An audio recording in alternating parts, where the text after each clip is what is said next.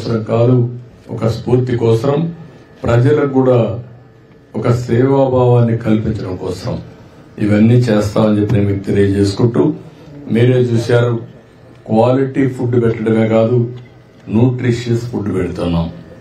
రెండోది పరిశుభ్రమైన ప్రాంతంగా తయారు చేశాం. ఎవరు ఇక్కడికి వచ్చినా అక్కడ చూసినప్పుడు దీనిపైన కూడా కావాలని కొంతమంది మీకు తెలుసు ఈ పార్టీలు ఎట్లున్నాయో ఈ రాష్ట్రంలో నేను ఎప్పుడూ చూడలే ఇలాంటి పార్టీని. 40 సంవత్సరాల నా రాజకీయ జీవితంలో ఇలాంటి కరుడు గట్టిన నేరస్తులందరూ కలిసి ఏమేం చేస్తున్నారో మీరే చూస్తున్నారు.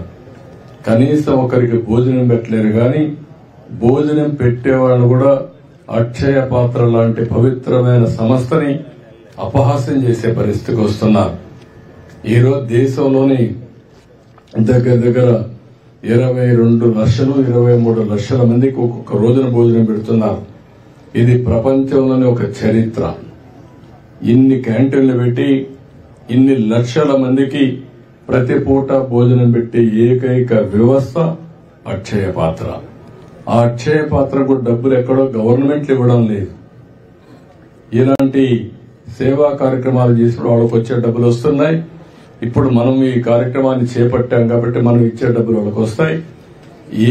ఎలాంటి లాభాల కోసమో డబ్బుల కోసం పనిచేయకుండా సేవాభావంతో పనిచేసే వ్యవస్థ. అలాంటి వ్యవస్థను కూడా క్రిటిసైజ్ చేసే పరిస్థితికి వచ్చారంటే ఇది దివాలా కోరుతనం తప్ప ఇంకోటి కాదు. దాన్ని కూడా నేను చాలా తీవ్రంగా ఖండిస్తున్నా, గ్రహిస్తున్నా. ఏది ఏమైనా ఈ ఉద్యమం ఇదే మరి కొనసాగుతుంది.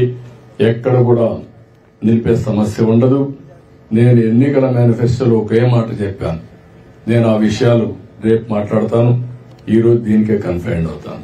సార్, ఈ తిరుమల లడ్డు ప్రసాదం విషయంలో ల్యాబ్ రిపోర్ట్స్ బయటపడ్డాయి. ఇప్పుడు మీరు ఎలా భరోసా ఇస్తారు భక్తులకు? అందుకనే భక్తులందరూ కూడా మనోభావాలు దెబ్బతిన్నాయి. ఎవరు ఊహించలేదు వెంకటేశ్వర స్వామి హిందువులకి కలియుగ దేవుడు. ఒక నమ్మకం, ఒక విశ్వాసం. అందుకని ఎప్పుడు కూడా అందరూ నమ్మేది ఎవరైనా వెంకటేశ్వర స్వామికి అపచారం తలపెడితే నెక్స్ట్ జన్మలో కాదు ఈ జన్మలోనే పనిష్మెంట్ ఇస్తాడని.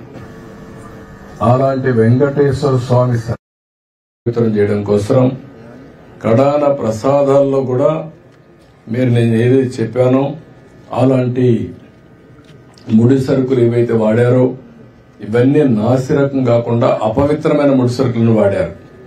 ఆ విషయమే ఈరోజు టీటీడీ కూడా ఎంక్వైరీ చేసినప్పుడు, టెస్టులు చేసినప్పుడు బయటపడిన వాస్తవాలివి. ఇలాంటి దుర్మార్గుల్ని ఏం చేయాలో నాకైతే అర్థం కావడం లేదు. ఓసారి బాధ, ఆవేదన ఉంటుంది. కక్కుర్తికి కూడా అద్దులుంటాయి. కక్కుర్తి కూడా అద్దులు లేకుండా ప్రవర్తించి అంటే మేము ఏమైనా చేస్తాం అనే అహంభావంతో ముందుకు పోయారు. అందువల్లనే ఇలాంటి సమస్యలన్నీ వచ్చాయి. ఇక్కడే కాకుండా మీరు చూశారు తిరుమల పైన ఎంత మొత్తం శానిటేషన్ దెబ్బతీశారు, ప్రసాదాలు దెబ్బతీశారు, అన్నా క్యాంటీన్ దెబ్బతీశారు.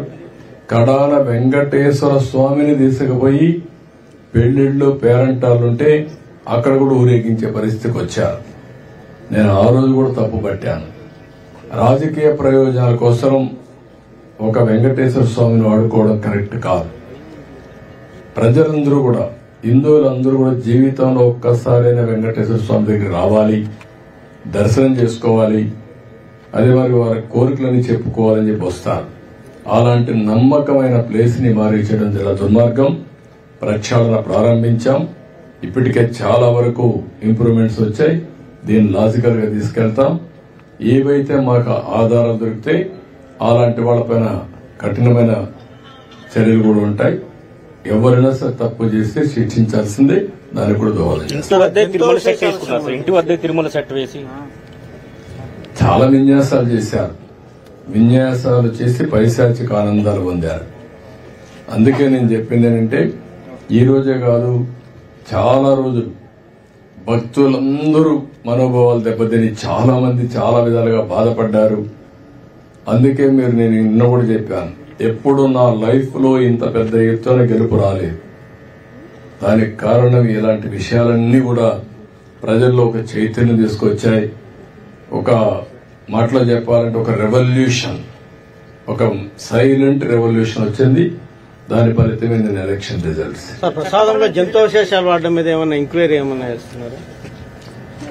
మీకు ఈ రోజు వచ్చిన రిపోర్ట్ లో ఎవిడెన్స్ వచ్చాయి. ఆ ఎవిడెన్స్ లో ఏది అనేది నిర్దిష్టంగా ఇది ఇన్ఫీరియర్ క్వాలిటీ ఉన్నాయి, ఇలాంటి పదార్థాలు కూడా ఉండడానికి ఇలాంటి ముడిసరుకు ఉందని చెప్పడానికి అవకాశాలు ఉన్నాయి. చాలా స్పష్టంగా చెప్పారు. కొంతమంది ఇప్పటికే పారిపోయారు.